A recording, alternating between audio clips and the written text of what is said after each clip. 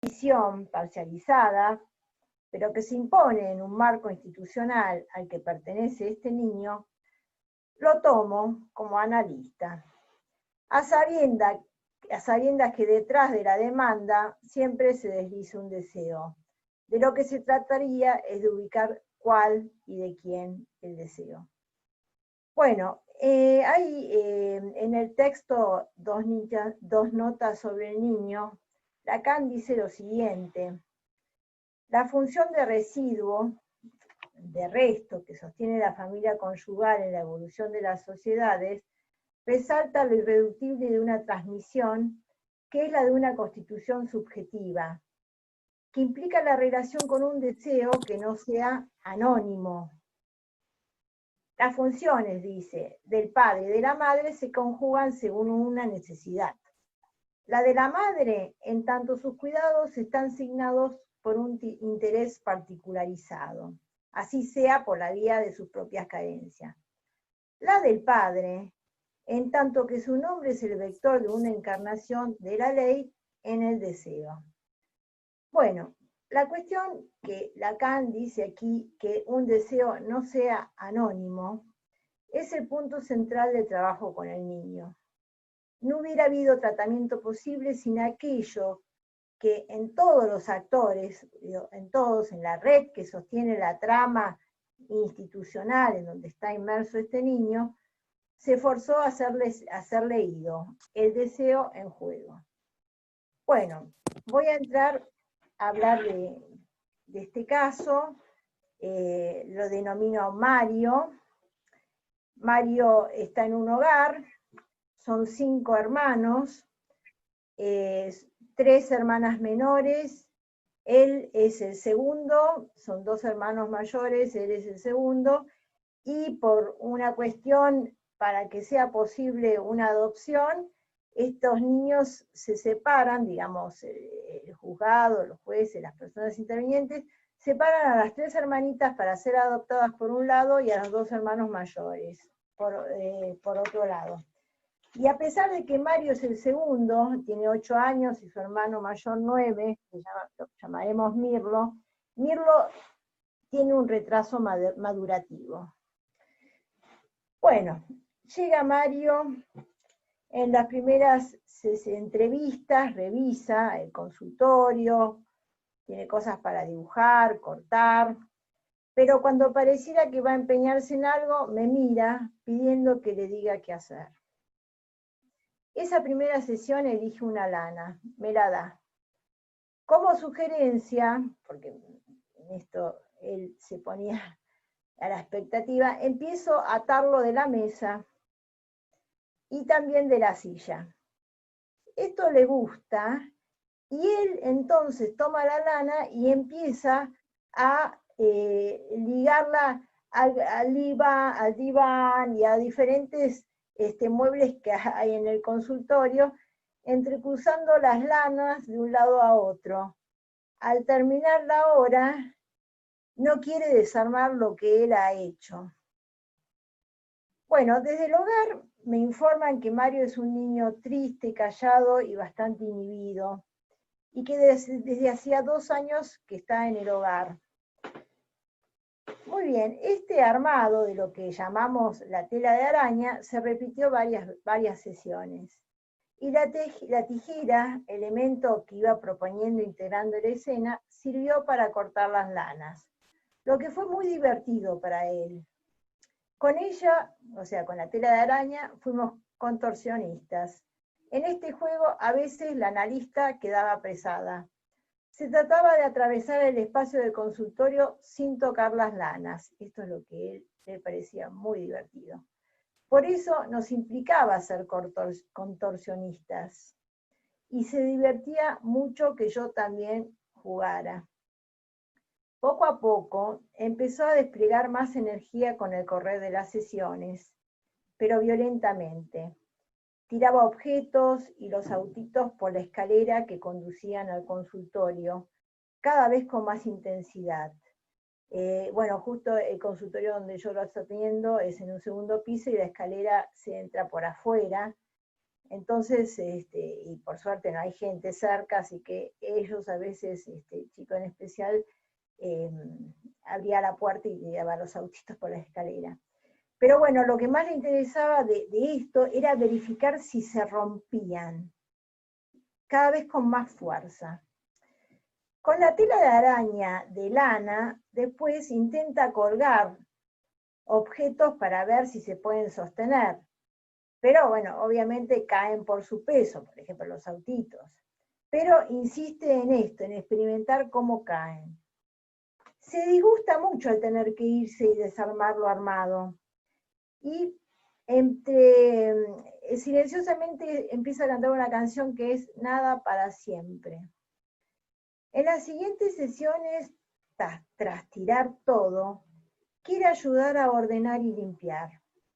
En una oportunidad, la analista escucha que menciona un acontecimiento de la escuela de antes del hogar, y le pregunto por ese tiempo. Esa pregunta lo pone intranquilo. Empieza a tirar todo. Grita que no está enojado, aunque sí lo está. Quiero salir afuera, grita más. Empieza a saltar. Quiero pegarle a este auto de mierda. ¿Dónde está este auto tonto? Grita mientras le pega. Comelo, comelo, auto de mierda, auto tonto. Y lo golpea más. Se asoma a la ventana y dice, quiero agarrar a ese perro vecino y matarlo, tener una ametralladora y matarlo. A veces algunos locos te quieren acuchillar. En las sesiones siguientes, fueron incrementando la violencia a los autos y objetos, peluches y otros. Dice cosas sin hilación. Apareció la viejita a comer y asesinarlos. Y apareció un tocino, un pan y después una gigante bananita. Quiso pegarle. Apareció la salchicha y un dinosaurio que se comió a todos. Después un gorila tan feo que lo comió. Y apareció el tomate salvavidas. Bueno, imagínense que para mí esto fue muy poco de lo que yo pude recortar de todo lo que decía a una velocidad y es muy difícil, pero bueno, para que se den una idea, algo de esto que pude anotar. Mario empieza a quejarse que llega tarde a la sesión y que después no tiene tiempo de hacer nada, lo que no es verdad, sino la percepción que él tiene. Aunque se repiten de una u otra manera este tipo de juegos, aparece un 1 en su relato que preserva al final el caos. Va cediendo esta ira y propone jugar a las escondidas. Bueno, estos son sucesivas sesiones, ¿no? Desde ese momento aparecen otros juegos. Por ejemplo, el ludo gana a veces. Cuando pierde, no le gusta, entonces él, Mario, cae al piso. Ya no son los autos, sino él el que cae. Continúan las quejas de por qué tiene poco tiempo para su sesión. Ahora no tira los objetos, pero cae él al piso. Bueno, lo repito. En un momento toma el libro de Wally y lo busca. No sé si conocen, hay un libro donde hay que buscar a Wally. Lo busca una y otra vez. Dice en una oportunidad, quiero ser bombero y apagar el fuego. Le digo, el fuego interno, el que quema.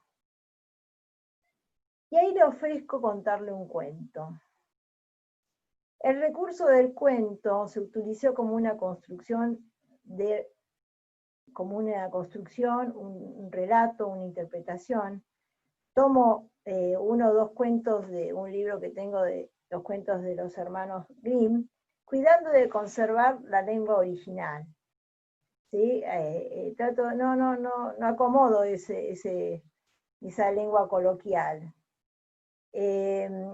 Parto del hecho de que es muy extranjera la lengua en estos niños cuando entran al hogar, hay un salto cultural, o sea que ellos ya tienen una extranjeridad con las lenguas. Y con los cuentos de los Grimm jugué a forzar esa extranjeridad de alguna manera, ¿no? Conservando la lengua coloquial, rica en sus vocablos, fuera de época, pero que sin embargo los niños entienden. Bueno, se echa en el diván para escuchar el cuento. Comienza entonces un periodo en que le fascina que le cuente cuentos. Allí empieza a escuchar en que hay una historia. En la suya, de la que habla nada, poco y nada, eres un perdedor. Empieza entonces a investigar. En la biblioteca hay una colección de librillos que presentan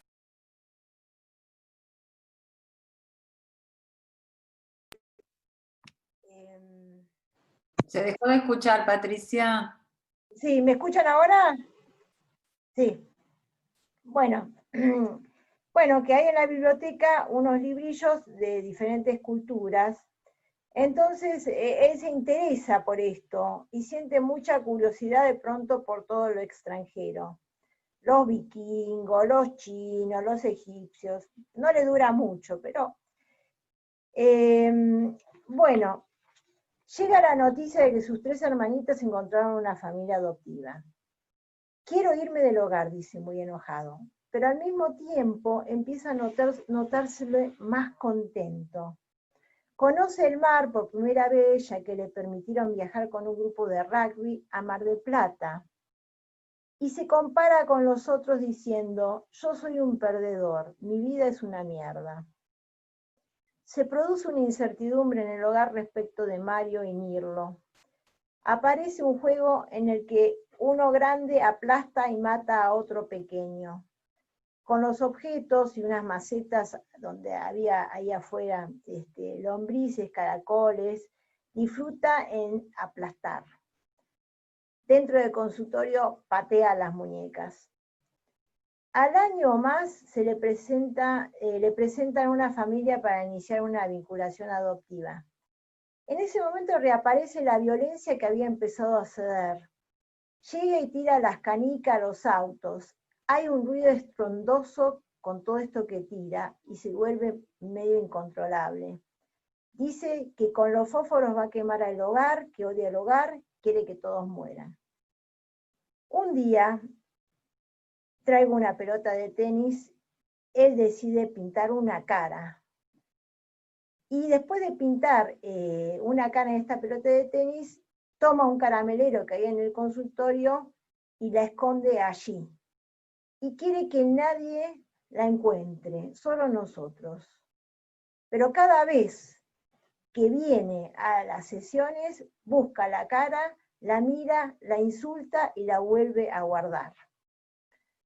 A los 2 meses de llevarse a los chicos los fines de semana, esta pareja se echa atrás con la adopción.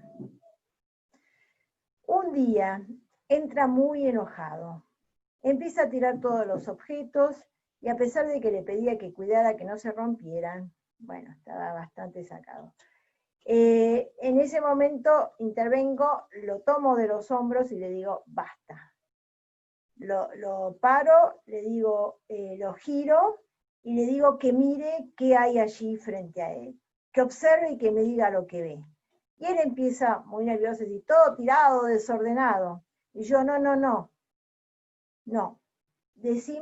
describime lo que hay. Y entonces, por ejemplo, hay un auto allí, entonces dice, sí, un auto dado vuelta. Y allí la muñeca, un platito de plástico, una bolita, y así empieza a describir. Esto fue como un intento de sacarlo, como dice Lacan, ¿no? Que en la cadena de significantes donde el sentido insiste, de alguna manera sacarlo, cortar ese deslizamiento alienado de significantes discursivos que vienen de un otro, ¿no? De un gran otro. Y bueno, esto da cierto resultado, se calma y me dice, ordenemos. Y se pone a ordenar conmigo, a barrer, a limpiar. Tras esto está muy pensativo, se lo siente más aplomado. En las sesiones se empieza a hablar de Alicia, una mujer que lo saca los fines de semana, una especie como de familia de apoyo, se llaman así, ¿no? Con quien le gusta estar.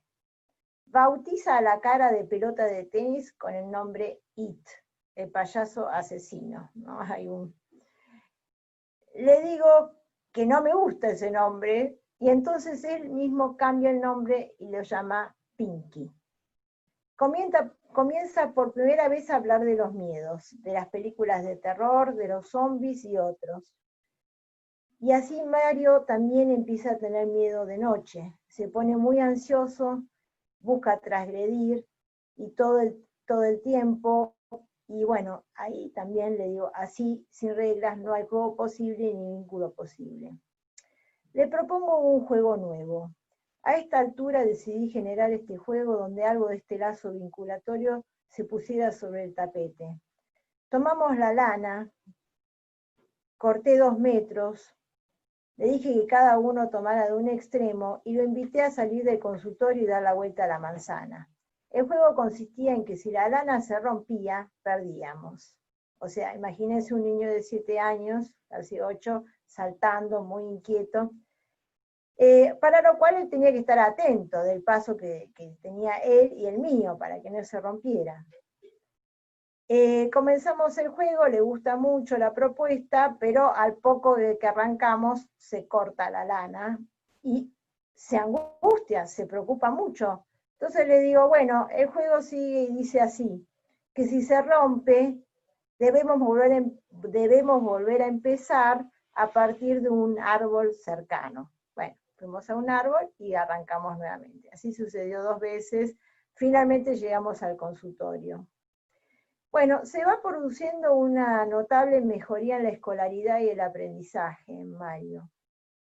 Aparece interés por hacer experimentos, mezcla diferentes sustancias, para lo cual obviamente tenemos que estar en el baño porque esto se hace bastante despliegue, mezcla jabones, tierra, hojas de árboles, caramelos, plasticola, bueno, un día llega, entra, agarra Pinky, dice, Pinky ha muerto. Se desespera, le pega, golpea, tira, alterado me grita, no voy a venir más. La próxima sesión llega, Mario contento. Pregunta al analista si tiene miedo y si le gustan las películas de terror. Le digo que no me gustan las películas de terror porque además me dan miedo. En las siguientes sesiones dice, soy un burro, no me sale nada, voy a ser un pobre vagabundo. Pero acontece que jugando pierde unas llaves de un placar del consultorio y me dice que quiere pagar por eso que perdió. Se va acercando un momento necesario de despedidas. Desde el juzgado se autoriza una nueva familia para estos niños, una nueva búsqueda. Se me ocurre tomar un tema que apareciera en sesión respecto a un personaje, por la pregnancia que puede tener desde el punto de vista identificatorio. En el camino que tiene del hogar al consultorio, se pasa por delante de la casa de Carlos Tevez. Le sugiero que si tiene algo que decir a alguien, que se lo diga a él, que escriba una carta. Esto duda bastante, pero finalmente decide escribir una carta. En un papel escribe algunas palabras. Las ponemos en un sobre y le propongo ir caminando a entregar la carta. La condición es que se mantenga a mi lado. En el camino encuentra una piña que decide entregar junto con la carta a modo de regalo. Al llegar, había un guardia en la puerta. Por suerte hubo una respuesta aventurosa de parte de este. Acepta la carta y el regalo. Y además, y además agrega que seguramente Tevez se va a poner muy feliz de recibirlo. Este acontecimiento fue muy importante para Mario, quien, como imaginarán, volvía excitadísimo al consultorio, ¿no? Entre la alegría y las nunca faltantes exclamaciones, uy, seguro que no lo va a ver, soy un perdedor, bueno. Pero esto posibilitó enunciar una demanda en el marco de lo que a sabiendas de lo imposible pudiera dar lugar al deseo. Y ahí sucede que Mario le dice a esta mujer, Alicia, que quiere que sea su mamá. Bueno, esto fue una conmoción para Alicia, para todos. Esta mujer es una mujer separada, que no había podido tener hijos, justamente estaba separada por eso, porque el marido la deja por este motivo. Se conmueve enormemente de lo que le dice Mario. Mirlo, que es el hermano, le dice que también quiere que sea su mamá.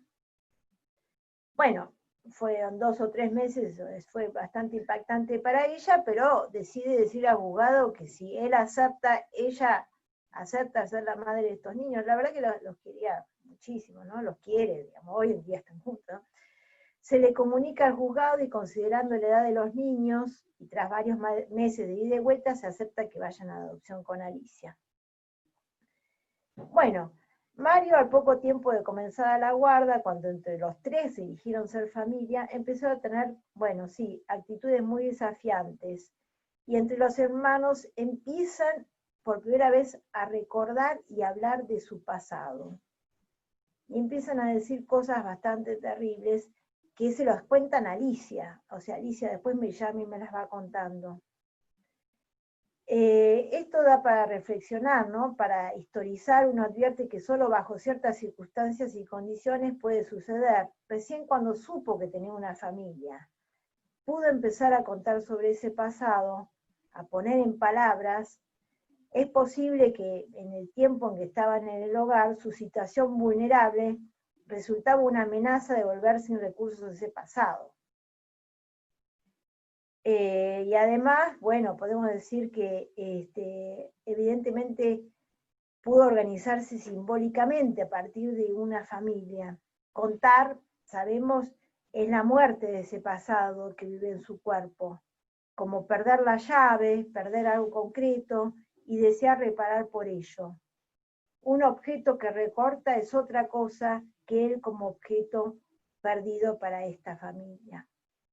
Bueno, a esta altura yo iría dejando aquí, pero quiero contarles, había muchas cosas sobre este caso que a mí me dio para pensar, le voy a dar el espacio a Perla, pero antes, bueno, les digo algunas cosas. Primero, la importancia del deseo del analista, ¿no? Esto se juega en la transferencia, habilitando el despliegue pulsional. Después, despejar la demanda que viene de lo institucional, ¿no? Esta demanda de preparar o adoptar un niño para que sea adoptado, obviamente estas cosas no son posibles, y buscar, escuchar aquello que sí el niño puede tener ese deseo. Por otro lado, nos encontramos con estos casos donde obviamente los tutores, no hay padres con los que uno hace entrevistas preliminares, sino interlocutores, digamos, operadores del hogar, a veces algún referente de parte del ámbito jurídico. O sea que los padres están muy desdibujados, la figura de los padres en estos niños, ¿no? Bueno, de todo esto hay varias cosas más, pero bueno, yo creo que le voy a dar espacio a Perla. Si quieren en algún momento podemos presentar cuál es el trayecto que pasan estos niños desde que son separados de la familia hasta que son adoptados. Pero bueno, si te parece, Perla, te voy a dar espacio a vos y después sigo con algunas cosas o con el debate directo. Bueno, gracias Patricia, la verdad que hemos trabajado estos días el material. Yo también quiero ser breve en los comentarios porque me parece que es de una riqueza este material y poder pensar qué le pasa, qué trabajo tiene que hacer un analista en situaciones tan complejas donde son niños que son separados de sus familias.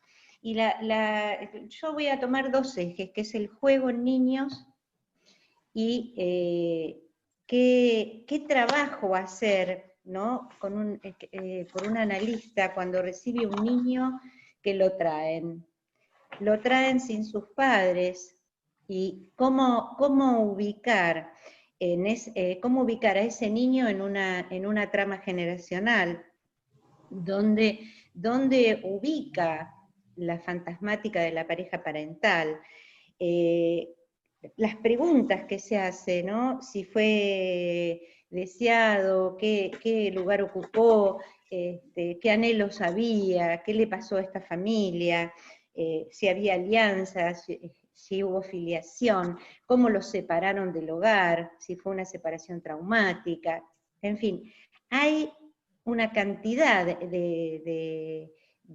elementos que el analista no tiene y que no hay historia en ese niño, no hay un acontecimiento, no hay un conocimiento acerca de ese conocimiento que se tiene de la llegada de un niño al mundo, ¿no? Donde los padres cuentan y nada de todo esto tiene, pero yo creo que sí hay algo que toma Patricia y que yo lo escucho al menos en el material, que es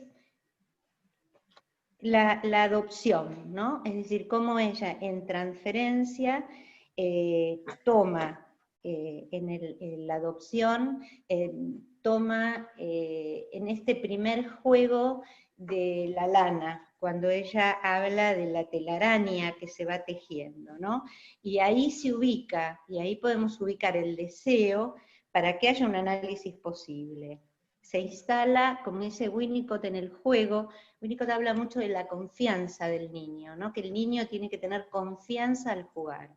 Creo plenamente en esto y creo que él se va instalando en este tejido, en este contornear de dos, ¿no? Porque cuando va relatando ella, Patricia va relatando, uno va viendo, percibe este contorneo de dos, ¿no? Dos que van jugando y dos que se van instalando transferencialmente, y que esto es soporte del niño.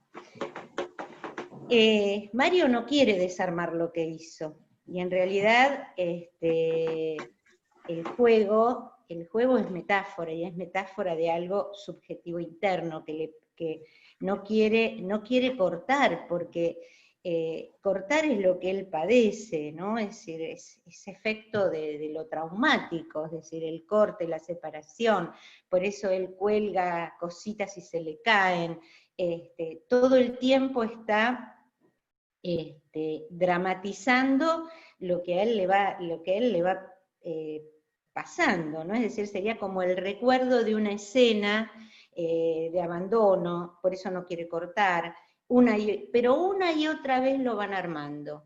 Y me parece que acá es donde Patricia toma lo que sería en transferencia, que como motor y como soporte de la cura, toma lo traumático y toma la repetición, ¿no? Es decir, una y otra vez, una y otra vez, y una y otra vez sostiene ese corte, ese abandono, y soporta esa escena donde tira, revolea, que son desbordes pulsionales para que después algo de esto se anude. Lo soporta y lo sostiene en transferencia. Hay un primer tiempo en el que Mario se instala transferencialmente y también, bueno, es el momento donde Patricia recibe. Mario en el juego toma un rol activo, porque repite escenas que sufrió pasivamente. Es una mierda, come esta mierda, la abuelita... pero hay un tomate salvavidas, hay un tomate salvador ahí, ¿no? Que habría que pensar en estas situaciones que son tan dolorosas y tan traumáticas. Entonces uno va viendo que él repite escenas que sufrió pasivamente en un rol activo, pero que va elaborando, porque de ese juego él pasa a los cuentos. Entonces, bueno, ahí vamos viendo un juego creativo que no está estereotipado, Y la repetición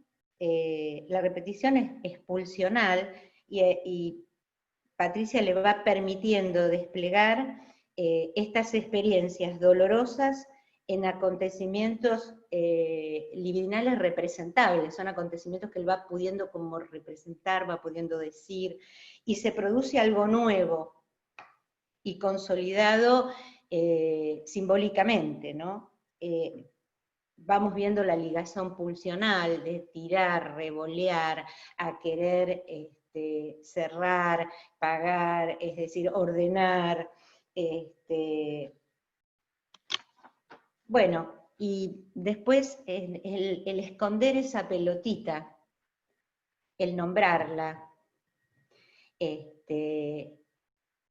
fuera, que es de los dos, ¿no? Y el trabajo que se va haciendo para poder dejar esa pelotita y que se produzca la separación. Creo que cuando él lleva la carta y cuando salen del consultorio se van cortando las lanas, pero las vuelven a armar y van a llevar esa carta, es donde se produce la separación y él va a poder armar algo con su vida y con Alicia y con su hermano, ¿no? Nada, yo me quedé pensando cuando inicia el trabajo, Patricia dice que es un niño, ¿no? Y bueno, yo pienso que es un niño es aquel que llega al mundo con desvalimiento, con indefensión, y que de alguna manera en esa indefensión y en ese desvalimiento queda ofrecido para ser investido por los adultos, ¿no? Esto. Así que, bueno, con esto me parece que es importante que podamos compartir todos. Estas son las cuestiones que a mí me hicieron pensar en el trabajo, en un rico trabajo de Patricia.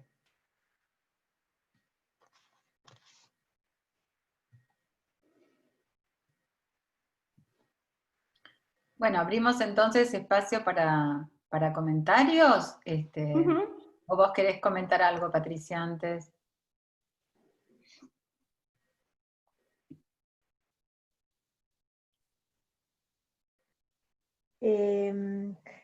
No, tendría cosas, pero si quieren hacer preguntas, bueno, algunas cosas que tal vez tendría en cuenta, era un niño inhibido a pesar de la violencia y todo esto, o sea, un niño que ya tiene estos diques, hay como diques pulsionales, hay algo que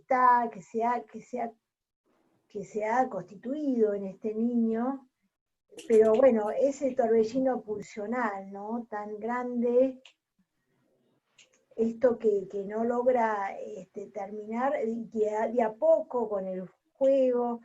Me parece que también hay algo, yo lo pensé, que en transferencia se produce una fina, podríamos decir, transmisión de una versión de un padre marcado por el saber y el amor.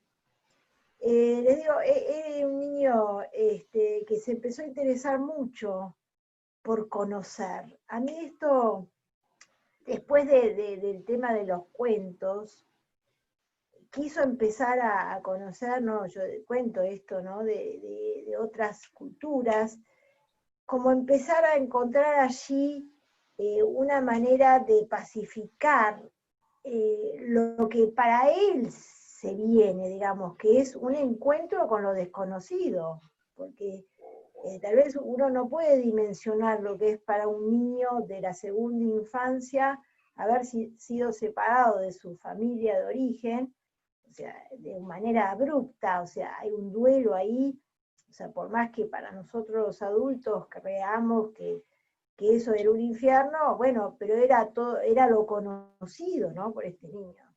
El hogar ya es desconocido, yo ya digo ahí que hay como una extranjeridad, ya que el lenguaje que se produce, todo lo que le dicen y cómo le hablan, ya para el niño es algo nuevo. Y bueno, y ahora es como se avecina una nueva situación abrupta de separación, de duelo y de encontrarse con lo desconocido, pero esto fue muy interesante en este niño, y yo creo que de parte del juez se aceptó que esta mujer Alicia sea la madre adoptiva de estos niños, siendo que eso no es, por lo general, lo que, bueno, la ley no lo permite, pero bueno, se hizo acá una excepción, porque todos pudieron escuchar el deseo que provenía del niño, y en definitiva la ley dice que lo prioritario es respetar los derechos, ¿no?, del niño, niña y adolescente. Entonces, el niño pudo finalmente expresar lo que él necesitaba y todos pudimos escucharlo. Bueno, esto a mí fue lo que hizo que escribiera sobre este caso, ¿no? Así que bueno, no, ahora sí, daría lugar a que me hagan preguntas o comentarios, digamos, complementen o digan cosas. Creo que también hay algunos aquí presentes hoy de la comisión, así que bienvenidos. Hay muchas manitos. Sí, hay digo muchas manitos, Ingrid. Sí, eso era lo que iba a decir. ¿Querés mencionarlas vos o las voy mencionando yo? No, dale, vamos juntas. Verónica, digo 2 o 3 y después continúo. Verónica, Luz y Marité.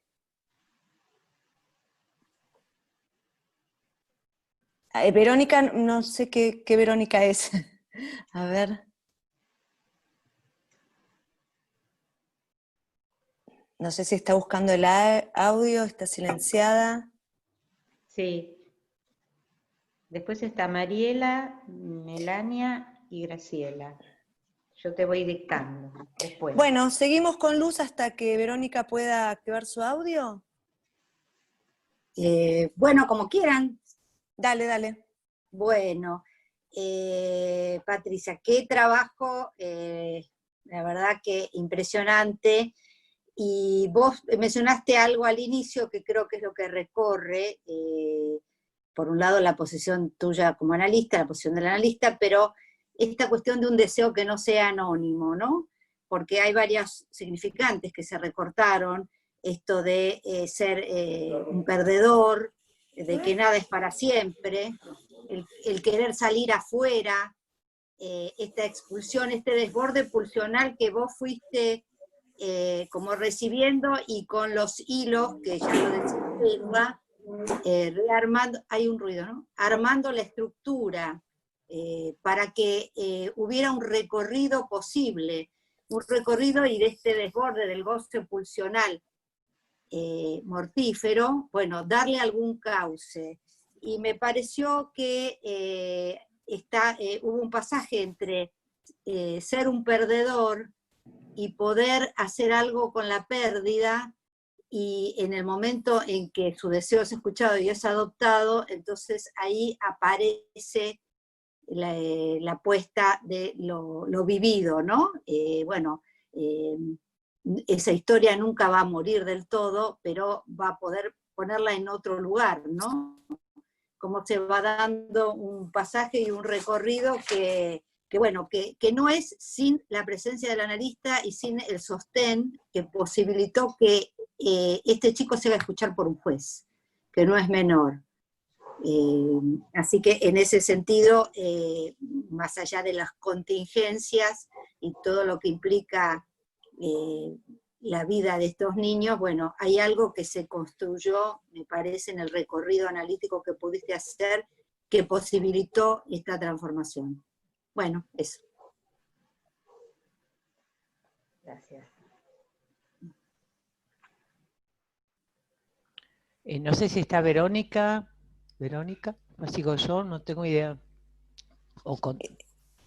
Verónica está sin video y sin audio, así que no podemos identificarla.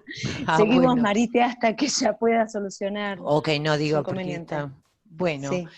Bueno, yo la verdad que estoy muy conmovida porque, bueno, conozco el trabajo de Patricia en los hogares, es una apuesta, es de una originalidad y una creatividad muy importante, porque como muy bien señaló Perla, ¿no? Cómo el deseo del analista viene a tratar de producir una lectura allí donde nosotros no tenemos ninguna referencia, no hay ninguna familia, no sabemos nada.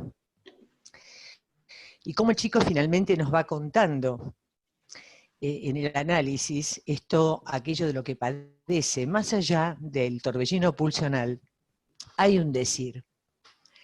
Hay un decir que el analista va escuchando, porque yo lo primero, digamos, ¿no? Yo el caso lo conocía, pero es muy interesante algo que Patricia ubicó, que es esta cuestión de cómo aún en estos casos de niños que aparentemente han sido objeto de las peores cuestiones, hay algo de la primera identificación, de la incorporación de la potencia invocante del padre, que de algún modo se ha efectuado y en transferencia en analista viene a permitir la posibilidad de un decir para tramitar esta cuestión de la extranjeridad, ¿no? Porque yo me impactaba mucho cómo de alguna manera la posibilidad de situar un idioma o un lenguaje extranjero en los cuentos de Grimm va situando en el niño la posibilidad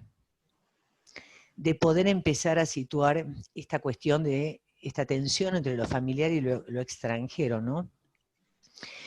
Cómo de alguna manera construir una adoptabilidad es poder tramitar esta extranjeridad propia, porque en algún sentido hay una familia que lo ha expulsado, lo ha dejado en condiciones de tener que ser alojado, digamos, en una institución. A su vez la institución es lo extranjero para él, porque hay una extranjeridad, aparece el dispositivo, aparece Grimm, aparece el interés por por las culturas extranjeras, que dura poco, pero dura lo suficiente como para conducir la escritura de la carta a Tevez, que también es alguien que en algún punto representaría una figura identificatoria, porque es alguien que todos conocemos de su orfandad y digamos de cierto abandono y cierta cuestión traumática que tiene que ser suplida por una parte de la familia que lo adopta, ¿no? Si yo lo que realmente me parece impresionante es la apuesta del analista, ¿no? Porque el niño termina construyendo su ser niño siendo adoptado. Es decir, que hay la posibilidad de la construcción de ser un niño en la posibilidad de construir con un analista esta posibilidad de hacerse adoptar, ¿no? Es decir, hay un cambio, obviamente, como dice muy bien Luz, ¿no? De saber hacer con esta pérdida que no es poco, ¿no? Bueno, te agradezco mucho, Patricia. Gracias, Marité. Mariela. Bueno, no quiero reiterar algunos comentarios para dar espacio. La verdad que es maravilloso el trabajo de Patricia con este nene. Me parece que esta cuestión de los hermanos Grimm, además de lo extranjero, tiene que ver tal vez con que sean cuentos, Patricia, que a vos te gusten, ¿no? Me parece que apostás ahí a disfrutarlos con él sin estar pendiente de si este nene entiende o no ese vocabulario, lo cual es toda una apuesta, que me parece que, digamos, eso y el poder escribirle una carta a su ídolo y que esto tenga lugar en el otro es lo que, además de todo el trabajo que claramente se hizo en la transferencia, digo, esto lo saca del lugar de perdedor y le permite ubicar a Alicia, pero también es muy importante la cuestión de que Alicia lo elige a él también, ¿no? Digamos, él la elige a Alicia, pero porque evidentemente Alicia tenía lugar para él, a Alicia él le hacía falta, su marido la deja porque ella no podía tener hijos. Ella tenía un lugar para este chico, porque adoptar a un niño, nosotros sabemos, y por muchas adopciones que luego no funcionan, es algo que no tiene que ver con el trámite, sino con darle inscribirlo legalmente en una red familiar, darle una inscripción, transmitir una marca simbólica.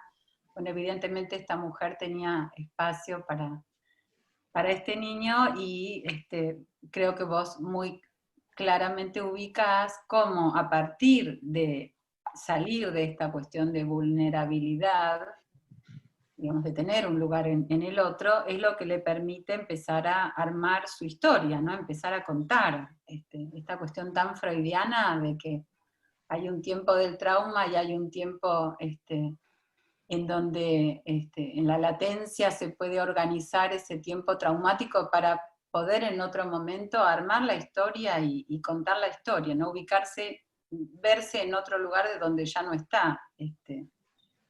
Bueno, me pareció súper interesante la línea, Patricia, y bueno, quería subrayar esa cuestión de Alicia porque, bueno, sabemos lo complicado que es la adopción y bueno, cuando es posible, me parece que es cuando el otro realmente tiene un lugar para ese niño en particular, ¿no?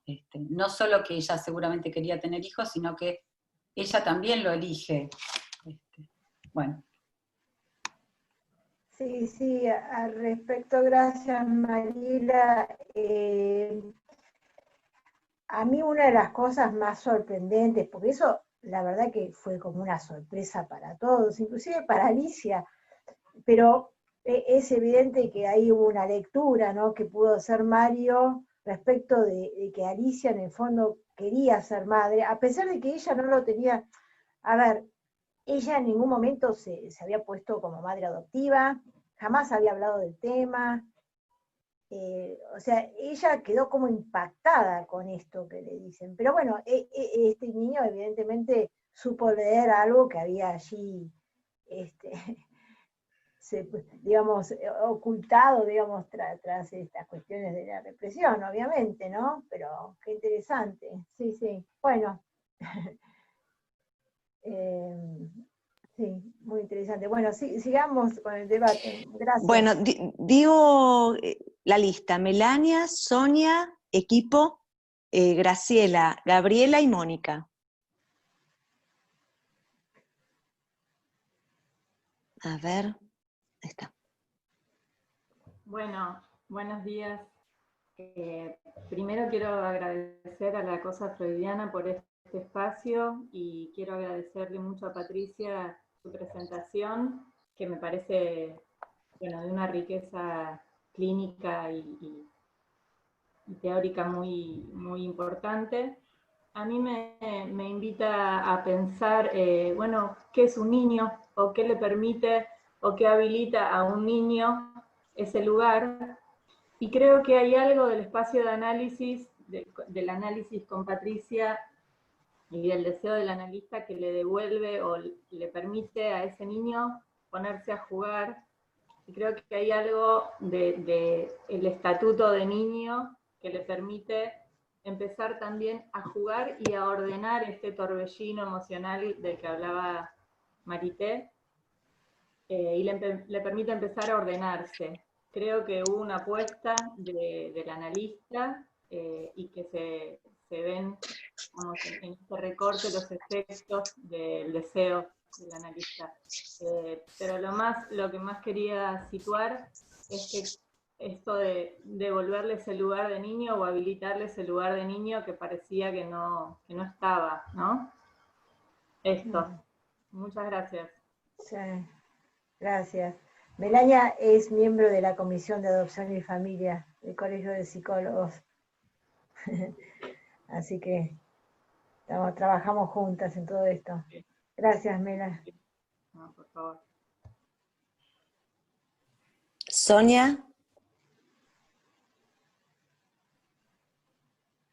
Buenos días, ¿me escuchan? Sí. Bueno, mis saludos desde la ciudad de Santa Fe a todos los participantes. Mi agradecimiento a la Cosa Freudiana, a Patricia, a Perla. Y bueno, yo conformo un equipo de trabajo que se llama El Espacio de los Niños. de la agrupación Litoral Psicoanalítica de Santa Fe, y realmente el trabajo que presentaste, Patricia, me resultó muy generoso en la clínica, y que muchas gracias. Me sirvió para pensar algo que vengo trabajando en un texto que titulé Contar un cuento no es cuento, porque justamente allí tu trabajo me reconfirmaba algunas ideas que vengo pensando en relación al jugar y a esta función de oyente que tienen los niños cuando escuchan un cuento. Y me hacía acordar a los trabajos de Bruno Bettelheim, que trabaja los cuentos tradicionales, y él allí nos dice que estos cuentos siempre tienen un mensaje para el niño que escucha, y me hacía acordar a Mario, allí tan apaciguado por tu palabra, por tu relato, donde él captaba seguramente algún mensaje para sí. Y también esta frase que dice Bruno Bettelheim, que dice, bueno, tú no eres el único que tiene que soportar una suerte que le parezca tan terrible, ¿no? Donde por ahí también lo asemejaba a otros en su condición a otros semejantes, ¿no? De esta cuestión de la hermandad y de lo filiatorio que puede tener, y del complejo fraterno que se juega. Hola.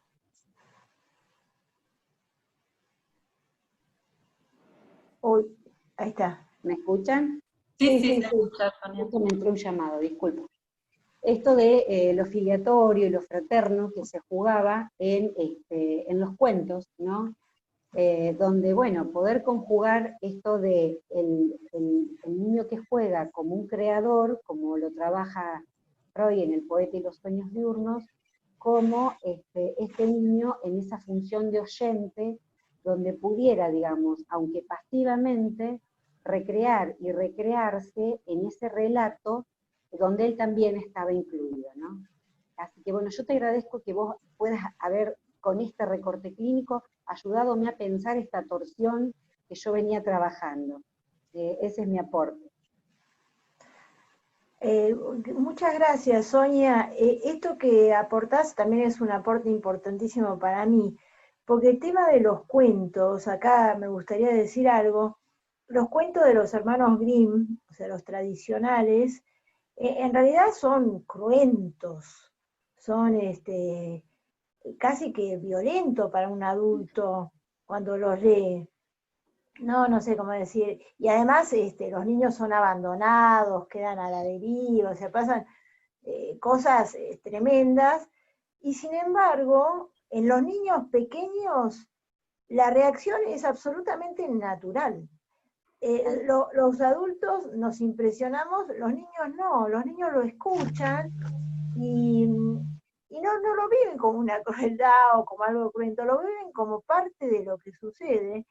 Y esto demuestra que en los niños pequeños, sobre todo, supongo que de la primera infancia, aunque, bueno, Mario ya estaría entrando en la segunda, pero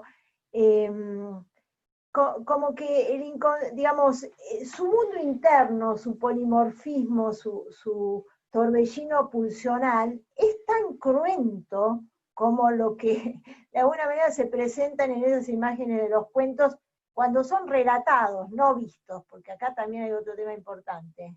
La palabra, por eso es que en realidad los cuentos de los hermanos Grimm pierden cuando son puestos, a mi entender, un poco, no del todo, en película, digamos, ¿no? Pero bueno, todo esto a mí me resulta muy interesante. Pero bueno, si quieren lo dejamos para otro momento, pero en el caso de este niño permitió como anudar esta cuestión pulsional, a mi entender, ¿no? Bueno, gracias, Sonia, muchas gracias. Sí. Bueno, aparece como equipo alguien que quiere hacer algún comentario. Estela, es Estela.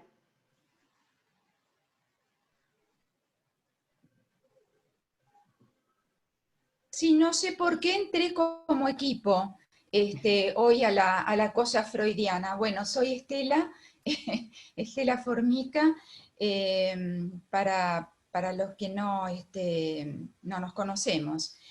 Dos cositas, tomando algo que dijo Perla, que no hay historia en estos niños, yo quería agregar que no hay historia subjetivada, que es lo que es el trabajo que le permitió Patricia a Mario. Y en esa historia que él va subjetivando a través del juego primero, pasando a los cuentos, claro. Estamos en el nivel de la palabra,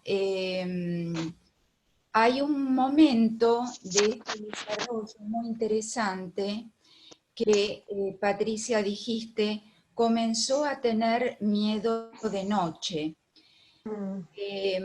Es un momento precioso, estructural, que sabemos por la teoría freudiana que es un llamado al Padre y que el miedo, entre comillas, se cura cuando aparece el Padre digamos, en escena.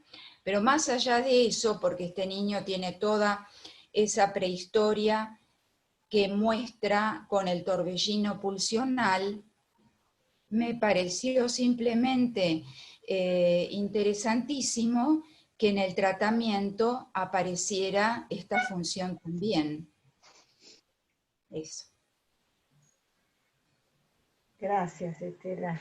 Sí, por ahí, para compartir, quiero decir, Estela, yo acuerdo plenamente en lo que decís, pero yo lo traje, lo de la historia, como la presentación, donde se presenta el niño y cómo con un juego, en el juego, Patricia va escuchando y va adviniendo la historia, donde él va enojándose, va diciendo este es un auto de mierda, es decir, ¿no? Es decir, ahí aparece la historia de él.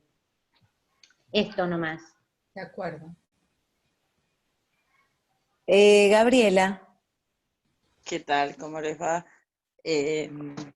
Bueno, a mí me pareció maravilloso el caso, me gustó mucho, digamos, las propuestas de Patricia, que me parece que fueron las que habilitaron justamente todo este armado. Me conmovió mucho la escena de salir a dar la vuelta con el hilo, me hizo acordar algo que hacía mi abuela cuando yo tenía miedo, y iba a dormir a la casa de ella, me daba, a los 5 años, me daba un hilo que ella tenía desde su cama y yo a la mía.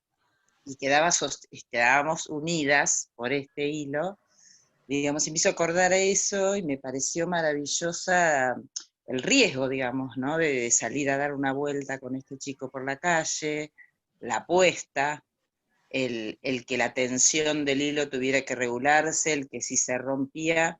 Me gustó lo de volver al árbol, me pareció como una referencia al padre de alguna manera, esto de que si volvían al árbol se podía volver a anudar y se podía seguir. Por lo cual realmente me conmovió mucho, mucho el caso, me pareció un trabajo,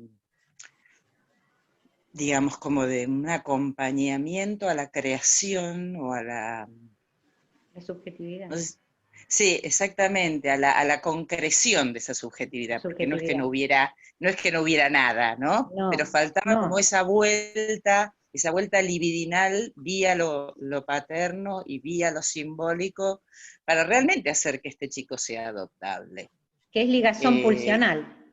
Claro, y que sea adoptable para sí mismo también, ¿no? Porque hay un punto donde él puede amarse a sí mismo, dejando de ser esta mierda, en este trabajo, deseo de Patricia, y evidentemente con este sostén desde atrás de esta mujer, la cual se ve nominada como madre a partir de él, lo cual para ella debe haber sido tremendamente conmovedor también, ¿no? Haber sido conminada a la maternidad desde el deseo de este chico que se pudo habilitar gracias a este camino. Así que realmente me gustó mucho el trabajo, me conmovió, y me parece que esto es lo genial de la clínica con niños, ¿no? Que mueve verdaderamente. Bueno, gracias. Me alegro mucho de haberme levantado un poco más temprano para disfrutar este momento. Por eso al principio no estaba, porque no se podía ni ver mi cara. Así que, bueno, muchas gracias. Mónica, que tenía dificultades para levantar la manito, así que no aparece en la lista, pero pidió la palabra. Gracias, Ingrid. Sí, no me di cuenta que la manito estaba en reacciones, porque en otra plataforma aparece directamente la manito, no la vi. Bueno, varias cuestiones se suscitaron a partir de escucharte, Patricia. En primer lugar, qué hermoso, fue lo primero que sentí, ¿no? Y digamos, sin ese deseo de analista, en esa gran apuesta en la clínica con niños y en particular con lo que es niños graves, yo pensaba, por lo menos, digamos, todo lo que es adopción, yo lo incluyo en esas problemáticas graves, digo, me parece imposible, ¿no?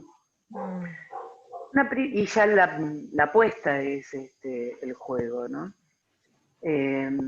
Una primera cuestión, yo pensaba, digamos, si bien hay cuestiones de la historia anterior a la adopción que vuelven, qué diferente es cuando un niño adoptado viene de una institución a cuando es adoptado directamente de manos de su mamá o de su familia, ¿no? Digo, a mí me parece que hay una gran diferencia. Otra cuestión, bueno, algo que quería preguntarte es si él preguntaba por los hermanos, si él quería verlos. En cuanto al tema de los cuentos, que sí, acuerdo totalmente en el punto en que, digamos, no solo el analista como lugar del lazo, digamos, toca esa cuestión cultural, sino la de los cuentos. Yo hace muchos años di un curso en el Hospital Lamerino sobre el cuento en la infancia y en la adolescencia. Y justo hablando de este tema, bueno, encontré este libro y dije, lo comparto. Hay un libro sobre adopción que se llama La mejor familia del mundo. No sé si lo ven. Sí, se ve. Inclusive, a lo mejor lo tengo por ahí, si alguien lo necesita, si lo tengo escaneado, lo paso. Es un libro muy lindo, sobre una nena que vive justamente en una institución, y si bien como todo cuento toca lo oral, hay una cuestión en torno a una galletita que a ella la ayuda cuando está en la institución, a tratar de, entre comillas, imaginar cómo sería, si alguien la adoptara, cómo sería esa familia, cómo, etcétera, etcétera. Y bueno, después viene, el final no se los cuento para que lo puedan leer, como las películas. Y algo que estaba pensando, ¿no? Que vengo pensando hace tiempo, sí, justamente en la cuestión de 2 notas sobre el niño, es esta cuestión en que Lacan en ningún momento que yo recuerde, a lo mejor ustedes recuerdan y me pueden ayudar, yo no recuerdo algún lugar donde, más allá de 2 notas, que Lacan hable del hijo, ¿no? Es decir, el niño parece ser un lugar no sin relación a ese ser ahijado, ¿no? Y la última. Matilde Pellegrí es una colega que vive en España, y en relación al tema de la adopción, ¿no? Yo estudié durante un buen tiempo toda la cuestión de los migrantes, que también, yo digo, hay una cuestión de adopción ahí, ¿no? Cuando alguien se va a vivir de un lugar al otro, particularmente de un país al otro. Y ella tiene un dispositivo muy lindo, inclusive tiene un par de libros escritos sobre lo que es, ella le llama la función de la acogida. Digamos, esto está tomado de Dolto, toma un poco el dispositivo de la Maison Verte, donde ella tiene creado, de nuevo, es muy lindo, pude estar ahí en el lugar donde trabaja, en España, y tiene un lugar que es un lugar de juego, ¿no? Donde asisten los niños que vienen de distintos lugares, de nuevo, son de otros países, no es la condición, pero la condición es que tienen que ser migrantes, no pueden ir sin la madre y el padre, o el padre, porque ahí, digamos, hay un trabajo no solo con el niño, desde el lugar de juego, no es una cuestión de análisis grupal ni nada por el estilo, sino también con quien es su referente familiar. Se trabaja con el niño y con la familia, porque además el lugar donde está ubicado es un lugar donde hay mucha distancia entre una casa y otra. Bueno, mucho tiempo tomé, perdón, y gracias. Es un lujo estar con ustedes. Bueno, Graciela, que tuvo algún tipo de dificultad y volvió. Después Mariela, Celia y Analía. Buen día, sí, disculpen que me había quedado sin internet. Bueno, muchas gracias a Patricia y a Perla, que bueno, como sucede en estas presentaciones, una vez más traen un material que da mucho, aporta mucho y hace pensar, ¿no? Que creo que es parte de lo que nos gusta hacer en estas reuniones.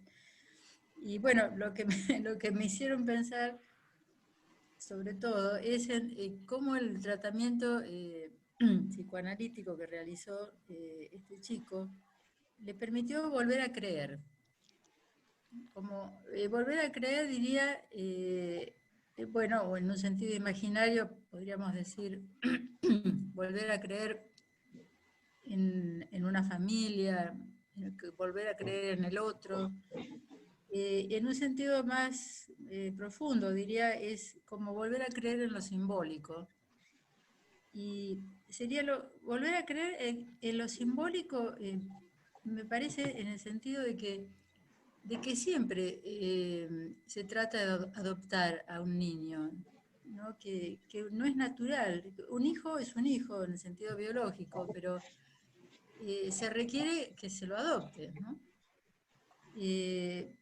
Por ejemplo, yo lo noté mucho en la práctica con chicos graves, un fenómeno, ¿no? Que es que me parecía encontrar que los papás no se identificaban con ese hijo, como que no era de ellos, como que no lo habían adoptado, ¿no? Bueno, en este sentido, me parece que por ahí debe estar, que después quisiera que Perla nos diga algo sobre el fallido ese de una familia es adoptada, porque creo que toda esta trama es así, digamos, madre, padre, son funciones de orden imaginario simbólico, digamos, no están en la naturaleza así. Bueno, y en este sentido yo creo que el análisis, el marco teórico Perdón, hay un ruido muy fuerte. Digo que en este sentido, para concluir el tema, me parece que el marco teórico que aporta el psicoanálisis respecto al trabajo con las adopciones es muy importante porque creo que se ve bien como lo que hizo Patricia, ¿no? Como hacer de un pasaje hacia esa posibilidad de adopción, como restableciendo una transferencia con lo simbólico. A tal punto que cuando Patricia hizo un comentario después de la presentación inicial, si lo escuché bien, me encontré con algo sorprendente. Escuché algo sorprendente, es que el derecho del niño era el deseo del niño. En esta situación, ¿no? Había habido un juez que quedó tomado en algo extraordinario, entre el derecho y el deseo. Así que bueno, muchas gracias.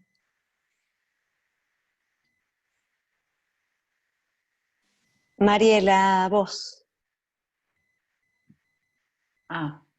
Me quedé pensando lo que dijiste, Patricia, que me pareció muy interesante, esto de los libros, ¿no? De los relatos que cuando se transforman en algo visto es otra cosa, ¿no? Entonces pensaba en estos relatos de Grimm, ¿no? Estos relatos que cuentan historias siempre muy traumáticas, ¿no? Me parece que estos relatos ordenan el abandono. Es como si vos le propusieras un saber hacer con eso traumático, y que no es lo mismo el texto que vos lees, en donde él puede ir poniéndole imágenes, y creo que de ese modo se puede hacer algo con lo traumático, ordenarlo, que ver estas imágenes, porque también sos vos quien le decís, a mí no me gusta el terror, no me acuerdo la frase exacta, pero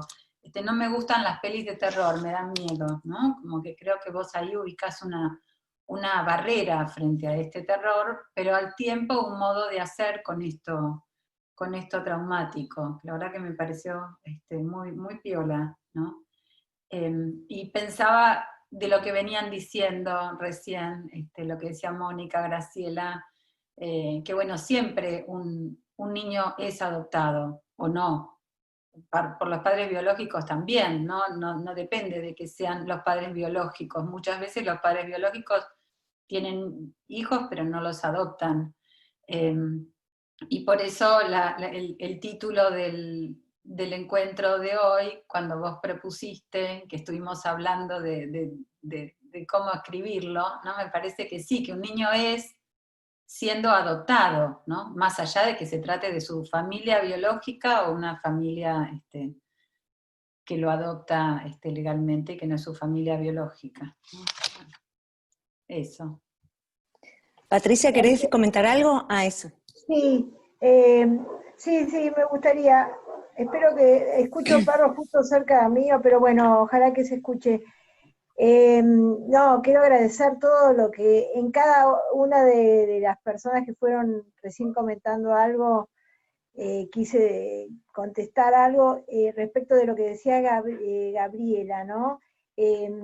O por lo menos me dio ganas de contar cuando ella hablaba que como un dato, pero para que sepan, que Mario y Mirlo habían sido, digamos, varias familias habían intentado adoptarlos y estos chicos habían sido devueltos, ¿no? Lo que también demuestra que hasta antes de este momento, ellos tampoco querían ser adoptados, ¿no? Porque si no, esto hubiese sido diferente, creo yo, no sé. Y después Mónica pregunta en algún momento si Mario quería ver a sus hermanos. Él cuenta que tiene como 19 hermanos, yo no sé si es así o no. Aparentemente tenía hermanos mayores, muchos hermanos que quedaron en la villa, de donde él proviene. Hermanos que evidentemente lo trataban muy mal. No quiere ver a los hermanos, en principio, pero cuando empieza la guarda adoptiva con Alicia, él sí le plantea a Alicia que si en algún momento puede volver a ver cómo está su familia de origen. Bueno, ahí lo trabajamos un poco con Alicia y le dijimos que sí, que él tiene todo el derecho de hacerlo, pero recién a los 18 años. Porque esto también es una de las cosas digamos, cómo está planteado, ¿no? Toda esta cuestión de la adopción. Bueno, o sea que él no quería ver a los hermanos hasta que realmente es adoptado. Entonces pareciera ser que que por primera vez puede ver algo de ese pasado, y no sé si de alguna manera tratar de reconciliarse con algo de ello, a pesar de que ya no va a volver para atrás, ¿no? Y otra cosa que después fue apareciendo, bueno, cuántas cosas que dijeron. Yo también pensaba, también de esto que dice Graciela, pero hay algo que me gustaría también decirles, que es que a diferencia de lo que me pasa con el análisis de niños que vienen con una familia, donde hago con las entrevistas familiares con los padres, uy, hay un avión ahí, a estos niños hay que acompañarlos mucho, me pasa a mí como analista de estos niños que están en hogares, con mi palabra. Yo estoy constantemente relatando lo que está pasando. Yo esto no lo tengo muy claro, pero ¿por qué me sucede esto? Pero es como si el niño de alguna manera no pudiese o tuviese que saber qué es lo que él está haciendo. Entonces, es como, por ejemplo, una de las actividades que hacemos, yo no lo traje acá, es, en mi consultorio tengo una pequeña kitchenette, y entonces en algún momento propongo hacer una masa y tratar de cocinarla, pero bueno, cocinarla en una kitchenette no es con un horno, o sea que hay que estirar y hacer una masa, y hacemos como una especie de pisetas con una sartén, pero les encanta hacer masa y cocinar a los chicos. Es toda una jugada, lo hago con los niños del hogar, y lo que sucede es que tengo que ir explicando cada uno de los pasos que tenemos que hacer para que la masa salga bien. Entonces le digo, bueno, ahora hay que poner 2 tazas de harina, 1 taza de agua. Bueno, ahora toca las 2 cucharitas de aceite. Y ahora 1 cucharita de sal. Pero es como que tengo que relatarlo y hacerlo, ¿no? Bueno, esto es algo que me pareció interesante contárselos. Y bueno, esto de que dice Graciela, para mí también es todo un tema que es muy sorprendente y que lo festejo, que es el juez, de alguna manera acepta que Alicia sea la madre de estos chicos, porque viene del niño este pedido. O sea, aleluya, se los escucha a los niños, porque en realidad no se los escucha a los niños. Muchas veces, a pesar de que dice que se los escucha. Bueno, no sé, quiero seguir, dar lugar a que sigamos con los debates. Gracias a todos. Hay muchas manitos, nombro todos: Celia, Analía, Laura, Osvaldo, Mariana y Perla. Bueno, voy a hacer entonces, tratar de estar breve. Bueno, muy conmovedor lo presentado, no solo también por la implicación tuya, Patricia, como analista, que se escucha en lo que has ido relatando.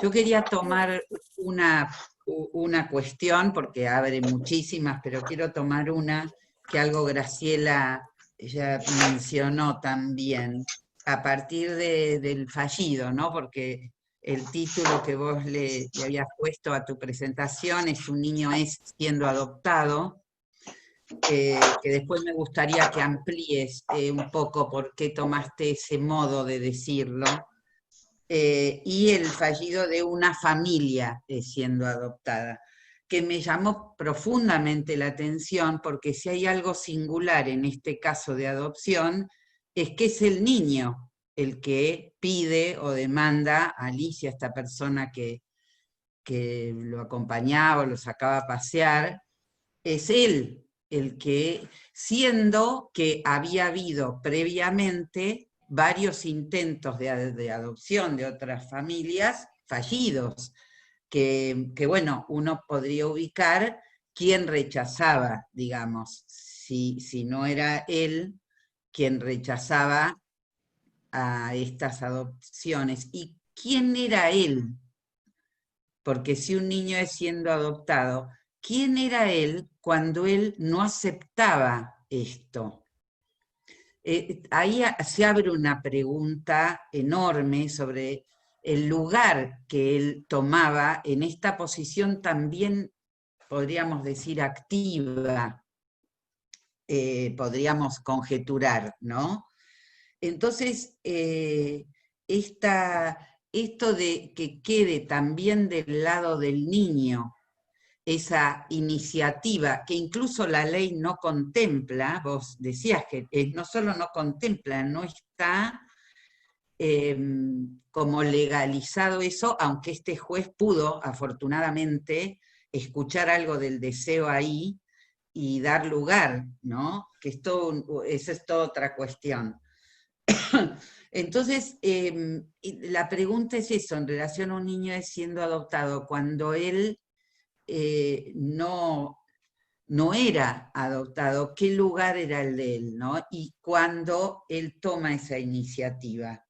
Porque además escuchaba, y con esto dejo porque quiero dejar lugar, lo del lugar de perdedor, ¿no? Que uno podría también escuchar cómo él ahí podía ubicar algo de la pérdida, ¿no? De la pérdida. Se ubicaba como perdedor, pero ¿qué es lo que él había perdido? Me parece. Y como última pregunta, ¿cómo vos podés leer esto de que es cuando él sí empieza toda la cuestión de adopción con Alicia, recién ahí él puede empezar a hablar de su historia previa con su familia, digamos, de origen o como querramos llamarla? Bueno, muchas gracias.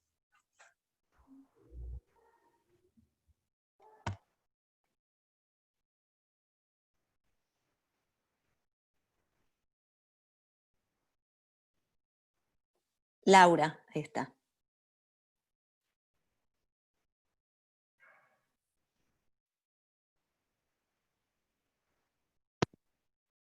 ¿Se escucha ahí? Sí, sí, se escucha. Bueno, primero saludar a todos. Gracias por el espacio. Comparto el espacio de la Comisión de Adopción junto a Patricia y siempre es muy hermoso escucharla. Ella es muy generosa en compartir frecuentemente recortes de su clínica, siempre con sencillez, y siempre rescato su capacidad de dejarse sorprender, su apuesta al juego, su apuesta al sujeto. Así que gracias, Patricia, otra vez con tu caso tan hermoso.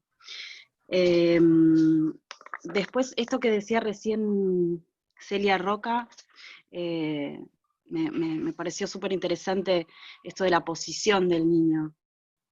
Me resonaba yo trabajo en un hogar de adolescentes en el equipo técnico y vemos esto de intentos fallidos previos de adopción y en un caso particular de un adolescente que se relaciona siempre desde el rechazo inicialmente, haciéndose rechazar antes que se rechazara por otros en todas sus relaciones, y que ahora está volviendo a aceptar, bueno, está bien, búsquenme nuevamente una familia. Está ese debate instalado. Se hace esa búsqueda porque si su posición no se ve modificada, la estamos empujando a una nueva frustración, dada la edad del adolescente. Y lo otro es muy chiquitito, también otro libro que para si no lo conocen, ya que compartía Mónica uno, también es desde la lectura de lo que vive una niña, ficcionado por supuesto, por ahí lo conocen, La Casa Perfecta, de María Laura Dedé, y Comunicarte, creo que es la editorial, también es súper rico para conocer como la visión de una niña en todo su proceso que habla de esto de la posición, porque todo el libro es como ella explica por qué, hace una carta de por qué ella no necesita papás. Y bueno, después esto tiene otra vuelta. Y lo otro es chiquito, es una pregunta a Mónica, porque no entendí cuando ella decía, hacía la relación de cuando los chicos están institucionalizados y cuando vienen directamente de manos, decía, de la madre. No entendí ahí a qué hacía alusión. No sé si ella está hablando en relación a previo a la ley, o si está hablando de casos de apropiación de niños, que no sería adopción, que por ahí era esa la pregunta. No, perdón, no sí, hablaba de dale. los casos de apropiación, sino que hay niños que pasan de la mano de la madre directamente a los padres adoptivos. Y hay niños, yo no recuerdo en este momento en qué libro había leído, entre los tantos que había leído en su momento de adopción, pero creo que es Los otros creen que no estoy, no recuerdo la autora.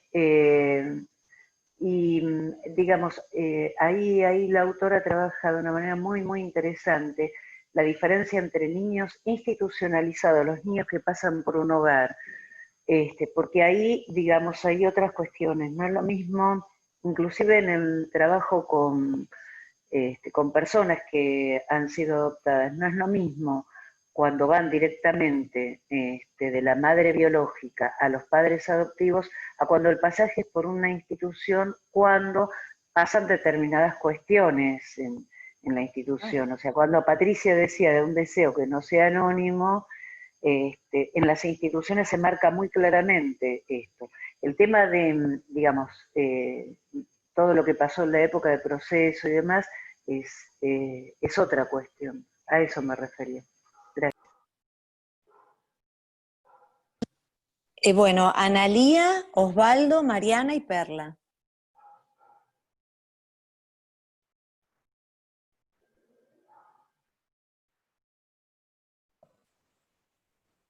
Bueno, buenos días. Patricia, el trabajo es bellísimo, escucharlo y porque me toca ver la cara del otro lado. Cuando un chico entra a una institución, ingresa a partir de una medida de abrigo. La medida de abrigo tiene un curso de 180 días. En esos 180 días se debe determinar si la familia puede volver a tener al niño, si modifican las cuestiones que originaron la medida de abrigo, o si ese trabajo no da el resultado esperado, el chico pasa a estar en condición de adoptabilidad. Eso al juez le lleva un tiempo determinarlo, a veces implica que tenga que volver a mirar todo el expediente otra vez. Siempre estamos urgidos por las vacantes, así que siempre estamos promoviendo que los niños salgan rápido de los hogares. Y por supuesto que esto borra todo el tiempo subjetivo de un chico. Y lamentablemente no ocurre que tengamos a Patricia Mariscotti en todos los hogares, eso también nos pasa. Y a veces desconocemos en qué están exactamente los procesos de cada chico. El sistema, una de las cosas que pide es que no haya ningún sistema de padrinazgo en los hogares, que antes había. Puedo tener otra postura, pero es lo que dice la ley. Con lo cual, que haya un referente en un hogar que pase a ser un pretenso adoptante, es todo un revuelo en el sistema. Y creo que efectivamente hay que escuchar la voz del niño, pero una de las cosas que decimos a veces es, si estas adopciones fallidas, con el impacto que tienen en un chico, y demos gracias que estas adopciones fallidas no terminaron con que el chico saliera del hogar y después fuera revoleado a otro hogar, que esto también pasa, donde el chico pierde y pierde y pierde. Pensaba si ella no había adoptado a Alicia, y por esto las adopciones eran fallidas, un poco en la dirección de lo que decía Celia. Esa era mi pregunta. qué es lo que se veía en el territorio de análisis, porque él había traído a Alicia ya antes a las sesiones, ¿no?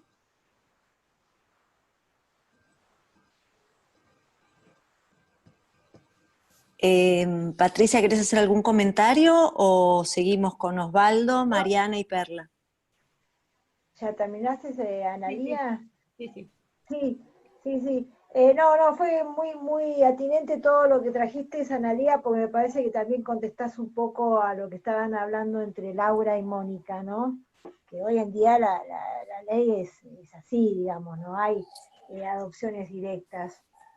Y bueno, muy interesante. No, pero sigamos y después, en todo caso, si hay tiempo, digo algo más. Me gusta escucharlo. Ok, dale. Bueno, Osvaldo, Mariana y Perla. Bueno, en principio es absolutamente importante el laburo que te tomaste, Patricia, es increíble, pero yo lo que me parece que ubicaría es el tema de que uno a veces puede llegar a pensar de que el niño aprende a ser humano, digamos, ¿no? Y en realidad es totalmente al revés, no es que se aprende el tema, se es como tal. Y esto me parece que está, esta cuestión de siendo, esto que está, se plantea de que uno es siendo adoptado. En realidad es porque efectivamente lo que ya se ha adoptado, es el tema del lenguaje, es el tema del ser hablante. Y este pibe, me parece que uno se conmueve ante la cuestión, como un trabajo como este, Patricia. ¿Por qué?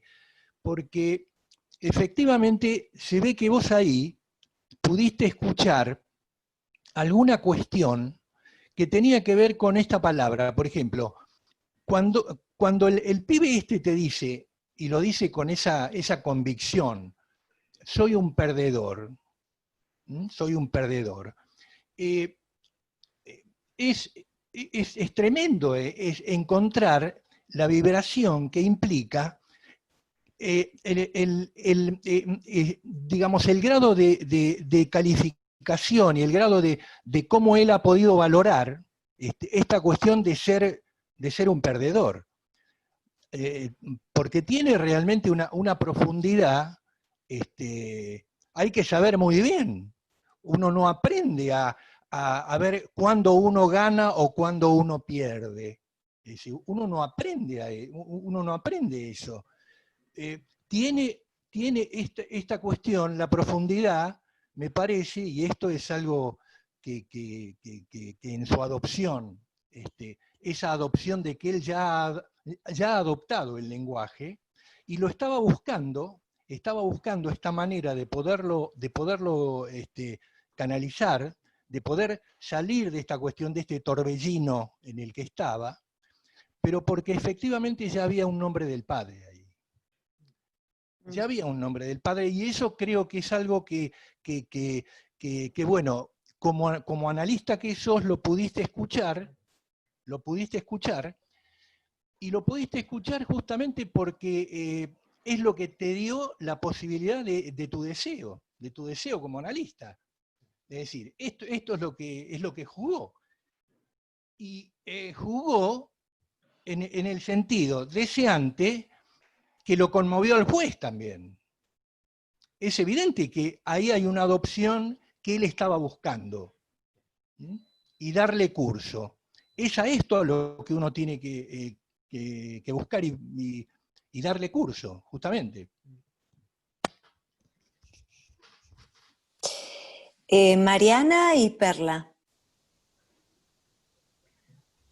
Buenos días, soy de Tucumán, y primero les agradezco a la cosa freudiana que nos adopten, ¿no? Que nos adopten desde el interior. Bueno, eso primero. Me impresionó el amor de Patricia, ¿no? Es como raro decir esto, porque uno al amor como que le tiene ciertos prejuicios cuando uno quiere a un paciente, ¿no? Y tienes ese afecto, ese cariño, esa ternura, ¿no? Bueno, primero eso. Y segundo, lo voy a leer porque me parece un trabalengua. La madre de Mario no pudo ser madre y por eso lo abandona. Alicia no puede ser madre, por eso la abandonan. No sé muy bien qué quiero decir con este trabalengua y qué significa, pero me llamó la atención que hayan nombrado que a Alicia la dejaron porque no pudo ser madre. A uno la puede dejar una pareja por millones de cosas. Me llamó la atención esto, ¿no? Bueno, y les agradezco profundamente. Gracias. Perla. Sí, no, yo con este fallido quiero contarles cómo yo empecé a pensar el trabajo cuando recibí el material de Patricia. Yo lo primero que empecé a pensar es un niño que llega traído por otro de un hogar, que puede ser un empleado, puede ser un voluntario, ¿no? Pero muy, muy solito, y pensaba, para los analistas de niños, que trabajamos con entrevistas preliminares a los padres, donde podemos ver qué lugar ocupó este niño en la fantasmática de ellos, y cómo Patricia va haciendo un trabajo de adopción como para que este niño despliegue en su análisis. Quizás fue eso lo que me pasó, y es la lectura que yo puedo hacer. Y también decir que hoy por hoy hay convenciones respecto de los derechos del niño para el niño ser escuchado, a diferencia de otros años, y que creo que esto es un tiempo, y es un tiempo de las instituciones y de los equipos a trabajar para escuchar a los niños, pero me parece que hay un primer paso en este momento, que hay una legalidad instalada. Nada más que esto.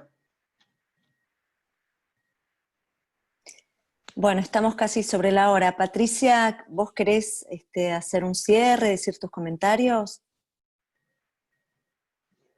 O sea, si ya no hay ninguna... ¿Alguien más quería hablar o no? Ya estamos, ¿no? Sobre la hora. Sí, ya no hay más manitos. Perdón, Carla Campos está levantando manito. La veo. Bueno, que hable Carla.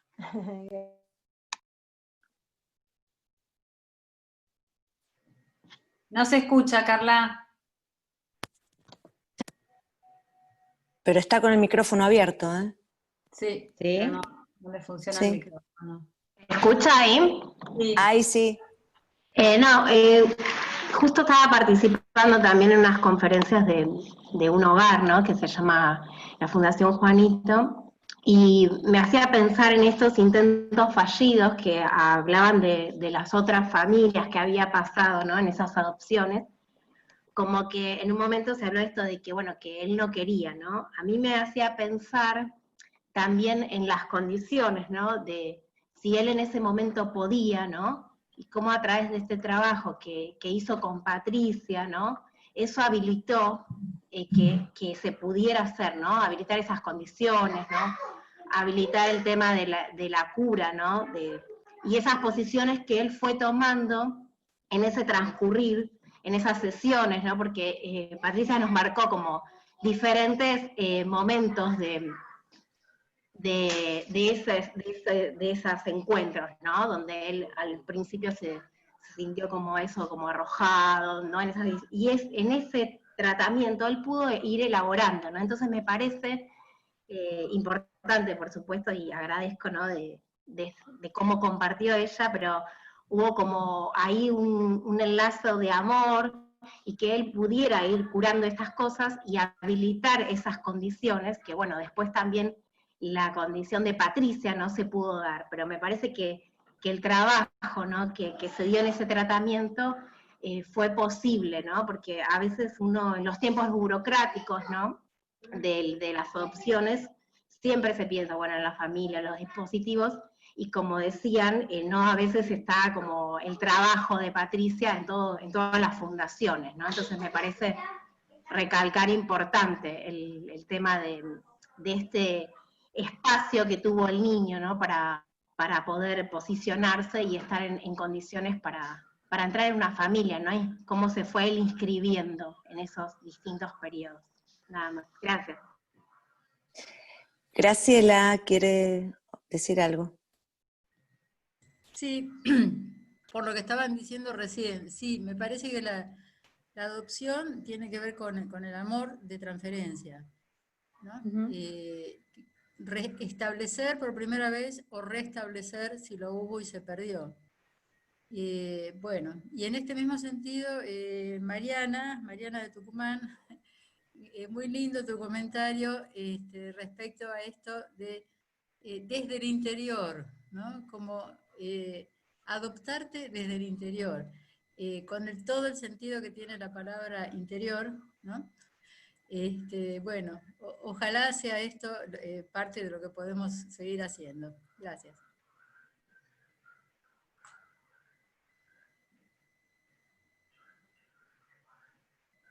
Bueno, Patricia, sí, ahora sí, y Perlita, no sé si...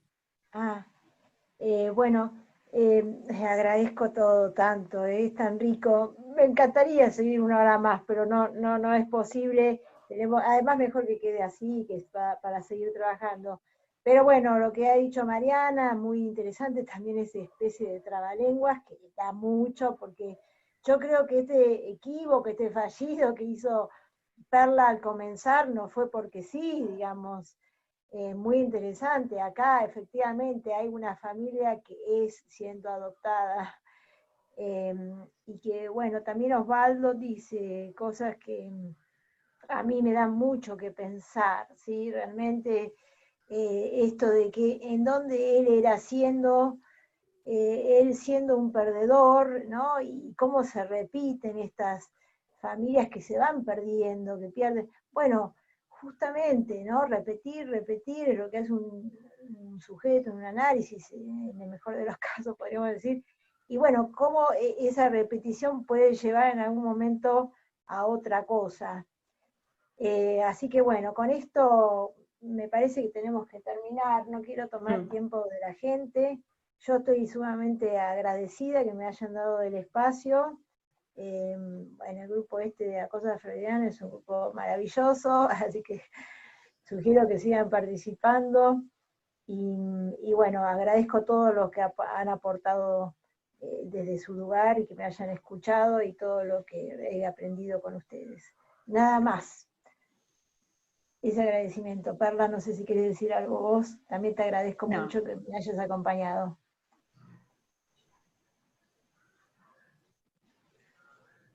Bueno, gracias a vos, Patricia, por tu donación.